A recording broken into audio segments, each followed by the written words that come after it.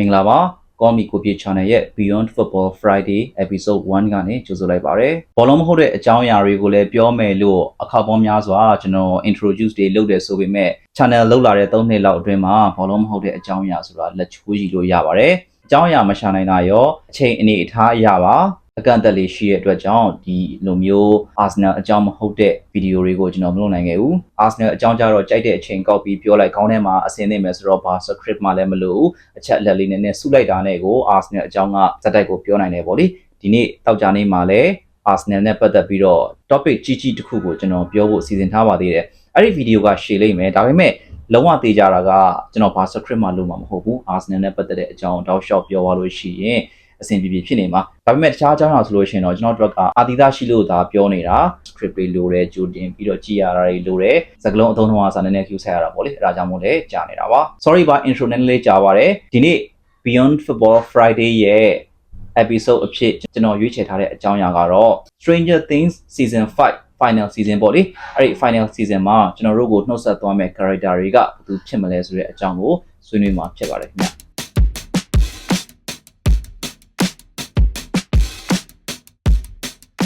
တကယ်တော့ဒီနောက်ဆုံး season ရောက်တဲ့အချိန်မှာပရိသတ်တွေအတွက်ဇလန်းရဲ့ plot twist တွေကဘယ်လိုဖြစ်မယ်ဘာညာပေါ့လေအဲ့ဒီအပိုင်းတွေထက်ဘယ် character ကကျွန်တော်တို့ကိုနှုတ်ဆက်သွားမလဲဆိုတာကိုပို့ပြီးတော့ကျွန်တော်တို့တွေစိတ်လှုပ်ရှားနေကြတယ်ပို့ပြီးသိချင်နေကြတယ်ဒီလိုဖြစ်ရတဲ့အကြောင်းအရာက2ချက်တော့ရှိပါတယ်တစ်ချက်က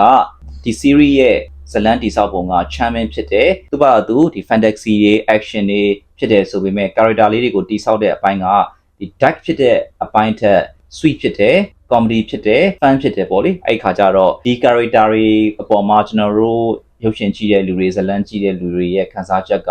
ချစ်ခင်စရာနှစ်သက်စရာဖြစ်နေတယ်အဲ့ခါကျတော့ဘယ်သူမှနှုတ်မဆက်သွားခြင်းဘူးနောက်တစ်ချက်ကတော့ဒီဇလန်းတွဲကိုကြည့်ခဲ့ရတာ10စုနှစ်တခုပါပဲအဲ့တော့ character တွေနဲ့အရန်ကိုရှင်းနေပြီဆိုတော့ဘယ်သူမှနှုတ်ဆက်မသွားစေခြင်းဘူး happy ending ပဲဖြစ်စေခြင်းတယ်ဒါကကျွန်တော်တို့ရုပ်ရှင်ကြည့်တဲ့လူတွေရဲ့ရုပ်ရှင်နဲ့ခံစားချက်ပေါ့လေဒါပေမဲ့လည်းဒီဇလန်တွဲရဲ့ nature အရာရောဒီဇလန်ရဲ့အသွားလာရာရောတချို့သော character တွေကတော့နှုတ်ဆက်ရမှာတော့သိကြသလောက်ပဲနှုတ်ဆက်မှလည်းဖြစ်မှာပေါ့လေကျွန်တော်တို့ season တစ်ခုချင်းစီတိုင်းမှာပရိသတ်တွေနှစ်သက်ရတဲ့ character ပဲဖြစ်ဖြစ်ဘယ်လိုပဲဖြစ်ဖြစ်တယောက်မှတယောက်ကတော့ကျွန်တော်တို့ကိုစေကိုပိုင်လုပ်သွားတာပဲဆိုတော့ final season မှာလည်းတကယ်ကို dramatic ဖြစ်နဲ့သူရဲကောင်းဆန်ဆန်ကျွန်တော်တို့ကိုနှုတ်ဆက်သွားမယ်လူတော့ရှိအောင်ပါပဲလို့ထင်ပါတယ်ဆိုတော့အဲ့အကြောင်းလေးဆက်ပြီးသွားလိုက်ကြရအောင်ဆိုတော့ဇလန်းအကြောင်းတွေပါတော့အများကြီးပြန်မပြောတော့ဘူးဒီဗီဒီယိုကိုဆက်ပြီးကြည့်နေတဲ့လူမှန်သမျှက season 1 to 4ကိုလုံးဝကြည့်ထားပြီးသားသူတွေပဲဖြစ်နေမယ်ဒီဇလန်းရဲ့အကြောင်းတွေဒီဇလန်းရဲ့ framework တွေကိုဘာမှထပ်ပြီးတော့ပြောနေစရာမလိုတော့ဘူးဆိုတော့ straight forward ပဲကျွန်တော်သွားလိုက်တော့မယ်ပထမဆုံးသေမဲ့ character အဖြစ်ကျွန်တော်ရွေးထားတဲ့လူကတော့ Steve Harrington ပဲဖြစ်ပါတယ်ဘာကြောင့် Steve လဲဆိုလို့ရှိရင်ပရိသတ်တွေအရန်ချစ်တဲ့ character ဖြစ်ပြီးတော့ပြီးခဲ့တဲ့ရာသီတွေမှာတည်းကဒီကိစ္စကြီးတွေကိုတဖြည်းဖြည်းထဲဝင်ရောက်လာတာတစ် season ပြီးတစ် season ပေါ့လေဖြစ်ပြနေတဲ့ကိစ္စအကုန်လုံးကိုလည်းကောင်းကောင်းမွန်မွန်သိနေပြီးသားလူဖြစ်တယ်ပါဝင်ပတ်သက်မှုလည်းတော်တော်လေးများတယ်နောက်တစ်ချက်ကတော့ clay တိန်ပေါ့လေဒီတစ်ဖွဲ့လုံးကြီးကို older teenage older adult ဖြစ်တဲ့လူတစ်ယောက်အနေနဲ့ဦးဆောင်ပြီးတော့သူကိုယ်တိုင်နဲ့ပြဿနာတွေရှာတယ်တခြားလူတွေရှာတဲ့ပြဿနာတွေကိုလည်းလိုက်ရှင်းရင်းနဲ့ပရိသတ်တွေအကြိုက်ဖြစ်နေခဲ့တဲ့ character ကျွန်တော်လည်းသဘောကျတယ်ဟို season 1မှာတော့တကယ်ကိုစော်ကြည်ဘဲလို့ playboy လို့ character မျိုးဖြစ်ပေမဲ့နောက်ပိုင်းမှာတော့Dustin နဲ့ပေါင်းမိသွားလို့လာတော့မပြောတတ်ပါဘူးသူပါတိုင်ပတ်နေတာကိုတွေ့ရပါတယ်ဒါကြောင့်လည်းပဲကျွန်တော်တို့ကသူ့ကိုပို့ပြီးတော့သဘောကျလာတယ်ချစ်ဖို့ကောင်းတဲ့ character တစ်ခုဖြစ်လာတယ်ဒါပေမဲ့ပြီးခဲ့တဲ့ season 4မှာတည်းကသူကျွန်တော်တို့ကိုနှုတ်ဆက်ပြီးတော့ထင်ခဲ့တာသူဒဏ်ရာတွေရတယ်တဖြည်းဖြည်းနဲ့အဲ့ဒဏ်ရာတွေကြောင့်တစ်ခုခုဖြစ်သွားမယ်လို့ထင်ခဲ့ပေမဲ့နောက်ဆုံးမှာ Steve မဟုတ်ဘဲနဲ့ Eddie ဖြစ်သွားတယ်ဒီ season မှာတော့ Steve ရဲ့ sacrifice လုပ်မှုကိုကျွန်တော်တို့မြင်ရမယ်လို့ထင်တယ်သူ့ရဲ့အရင်နီးဆုံး Dustin ကိုကယ်တင်ရင်းနဲ့ပဲသိမလားဒါမှမဟုတ် Nancy နဲ့ Jonathan အတွက်ပဲ sacrifice လုပ်ရင်းနဲ့တခုခုဖြစ်သွားမလားဘလို့လဲတော့ကျွန်တော်တို့ပြောလို့မရဘူးဒါပေမဲ့ကျွန်တော်တို့ကိုနှုတ်ဆက်သွားနိုင်ခြေရှိတဲ့ main character တွေထဲမှာတော့ Steve ကဖြစ်နိုင်ခြေအများဆုံးလို့ကျွန်တော်ထင်ပါတယ်ကြည့်ရလူတွေအကုန်လုံးကိုနှုတ်ဆက်ဖို့အတွက် Steve ရဲ့ဇာတ်သိမ်းကိုသူရဲကောင်းဆန်ဆန်သိမ်းလိုက်မယ်ဆိုလို့ရှိရင်ဒီကားတွေတမယိုးကြဆန်ကောင်းဆန်လိမ့်မယ်သို့တော့ရိုးရိုးရှင်းရှင်းလေးနဲ့ပဲပရိသတ်တွေကိုဆွဲဆောင်နေနိုင်မှာတော့သိကြတယ်လို့ကျွန်တော်ထင်ပါတယ်ဒါကတော့ရိုးရှင်းတဲ့ character ရွေးရှင်းမှုပါနောက်တစ်ခုကတော့နည်းနည်းလေးရှုပ်ထွေးတဲ့စဉ်းစားစရာတွေလည်းနှစ်ခွဖြစ်ပါတယ်အဲ့ဒါကတော့ Will သေမာလားဒါမှမဟုတ် Jonathan သေမာလားဆိုတဲ့အချက်ပဲဒီနှစ်ဦးစလုံးကဒီ series မှာနှုတ်ဆက်ရနိုင်ခြင်းများတဲ့အထက်မှာပါတယ် ခုနောက်ပိုင်းတက်လာတဲ့ narrative တွေအရာဆိုလို့ရှိရင် Will Byers နဲ့စခဲ့တဲ့ဇလန်ကို Will Byers နဲ့ပြန်ဆုံးမယ်ဆိုတဲ့အချက်ပေါ့လေဒါလည်းတကယ်ကိုဖြစ်နိုင်ရရှိပါတယ်သူက Wagner နဲ့အနီးဆက်ဆုံးဖြစ်ပြီးတော့ upside down နဲ့ပတ်သက်လို့ပထမအဆုံးစတင်ထိတွေ့ခဲ့တဲ့လူအခု season 5ရဲ့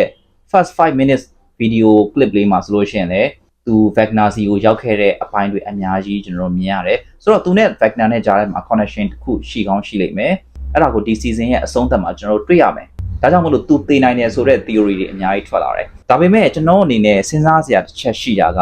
Stranger Things ဇလန်မှာတည်သွားတဲ့ character တွေရဲ့အသက်အရွယ်တွေပါပဲအကုန်လုံးဒီ adult ဖြစ်မဖြစ်လို့ရှိရင် older teen တွေဖြစ်နေတာကိုကျွန်တော်မြင်ရတယ်ကလေးအရွယ်လေးတွေကိုတော့တည်တာမတွေးမိသေးဘူးပေါ့လေကျွန်တော်လွတ်သွားတာလည်းဖြစ်မယ်ဒါပေမဲ့ကျွန်တော်သိပြီးမတွေးမိသေးဘူးဆိုတော့ဒီဇလန်ထဲမှာရောက်နေတဲ့အသက်အရွယ်အရာဆိုလို့ရှိရင်လည်း Will တို့အုပ်စုက16 17လေးတွေဖြစ်နေတယ်ဘယ်လိုပဲပြောအငယ်ဆုံးဖြစ်နေတယ်နောက်တစ်ခုကသူဒီတကယ်ကို character ၄ဦးတွေကတဦးအပါဝင်လည်းဖြစ်တယ်ဆိုတော့အသက်ငယ်တဲ့ character တယောက်ကိုပေးပြီးတော့သေမလားဆိုတဲ့အချက်ကိုကျွန်တော်စဉ်းစားဖို့လိုတယ်ဒါဒီတောက်လျှောက်ပြခဲ့တဲ့ဇလန်အပိုင်းတွေထဲမှာမြင်ရတဲ့အချက်ကိုကျွန်တော်ကောက်နှုတ်ပြီးပြောတာပါ Will Byers သေမယ်ဆိုတာကချိတ်ဆက်ပြီးတွေးမယ်ဆိုလို့ရှိရင်တွေးလို့ရတယ်ဆိုပေမဲ့တစ်ဖက်ကပြန်ကြည့်ရင်လည်း Stranger Things ရဲ့အထာအရမဖြစ်နိုင်ဘူးလို့တွေးရင်လည်းသိပြီးတော့မမားဘူးလို့ကျွန်တော်ထင်တယ်ဒါကတစ်ပိုင်းပါနောက်တစ်ခုကတော့ Jonathan ပေါ့လေဂျိုနသန်ကသိမယ်ဆိုတဲ့ခံမှန်းချက်တွေလည်းတော်တော်လေးများလာတယ်။ဒါပေမဲ့အဲ့ခါမှာလည်းဟာကွက်တစ်ခုတော့ရှိနေတယ်လို့ကျွန်တော်ထင်တယ်။ဂျိုနသန်သည် Joyce အတွက်အရန်အားကိုးရတဲ့သားကြီးဖြစ်တယ်။ဒီမိသားစုကိုလည်းအများကြီး carry လုပ်နေတဲ့လူဖြစ်တယ်။ဟိုအစီအစဉ်စတဲ့အခုချိန်ထိအမြဲတမ်းအနစ်နာခံပြီးတော့တွားခဲ့တဲ့ character ဖြစ်တဲ့အတွက်ကြောင့်သူသေသွားမယ်ဆိုလို့ရှိရင်လည်းဒါပရိသတ်ကတော့ဝမ်းနေကြမှာပဲ။သို့တော့ Steve သေသွားတာတော့ဇလန်ကအရန်မလှဘူးလို့ကျွန်တော်ထင်တယ်။နောက်တစ်ခုကဒီမိသားစုပေါ့လေဒီသားမိ၃ယောက်ကိုဇလန်တစ်ခုလုံးနဲ့ဒုက္ခတွေရောက်လာပြီးပြီဆိုတဲ့အချိန်မှာ tragic ending တစ်ခုနဲ့ပေးပြီးတော့ဇက်သိမ်းပါမလားဆိုတာကိုလည်းကျွန်တော်တို့တွေးရမှာဖြစ်ပါတယ်။ဒါကတော့နည်းနည်းလေးကျွန်တော်အာရှသားဆန်တဲ့အတွေးများဖြစ်သွားသလားတော့မသိဘူးပေါ့လေ။ဒါပေမဲ့အဲ့ဒီလိုယူဆမျိုးတော့ကျွန်တော်မှတကယ်ရှိတယ်။ဒီသားမိ၃ယောက်ကိုတေခွဲခွဲလိုက်တာမျိုးဒါမှမဟုတ်တစ်ခုခုမျိုးပေါ့လေဖြစ်သွားတာမျိုးဖြစ်ချင်မှတော့ဖြစ်လိမ့်မယ်လို့ကျွန်တော်ထင်ပါတယ်။ဒါကြောင့်မလို့ Will သေမလား Jonathan သေမလားဆိုတဲ့ကိစ္စကလည်းဇလန်ကိုချိတ်ဆက်ပြီးစဉ်းစားလို့ရှိရင်တော့ yes ဖြစ်နိုင်ခြင်းများတယ်သို့တော့ဟိုအချက်ကိုထောက်တီးအချက်ကိုထောက်တွေးလိုက်လို့ရှိရင်တော့ကျွန်တော်အနေနဲ့နည်းနည်းလေးဝေခွဲရခက်တယ်အဲ့ဒါကြောင့်မလို့တိကျတဲ့အဖြေတော့မပေးနိုင်ဘူးသို့တော့နှစ်ဦးတည်းကတဦးသေမယ်ဆိုလို့ရှိရင်တော့ Joyce အတွက်တော်တော်လေးဝမ်းနည်းစရာကောင်းတဲ့အနေအထားဖြစ်လာပါလိမ့်မယ်ဆက်ပြီးတွေးမယ်ဆိုလို့ရှိရင်တော့ character တွေကသူ့ဟာနဲ့သူအကုန်လုံးကအရေးပါနေတာရောမသေးသင့်ဘူးဆိုတော့ကိစ္စမျိုးစဉ်းစားမယ်ဆိုလို့ရှိရင်လည်းရနေတာပဲပေါ့လေ11လား Marie လား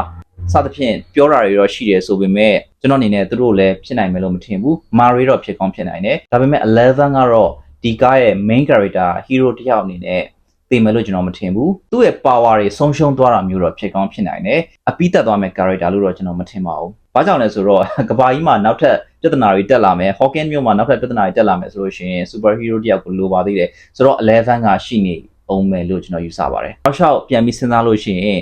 Steve ကသူရဲကောင်းဆန်ဆန်ကျွန်တော်တို့ကိုနှုတ်ဆက်သွားတာကလွင်ကျန်တဲ့ကိစ္စတွေကတော့တကယ်ကိုပဲစဉ်းစားရခက်နေသေးတယ်လို့ပြောရမယ်။ဒါအပြင်သူတို့ရဲ့ release လုပ်တဲ့ date တွေကလည်း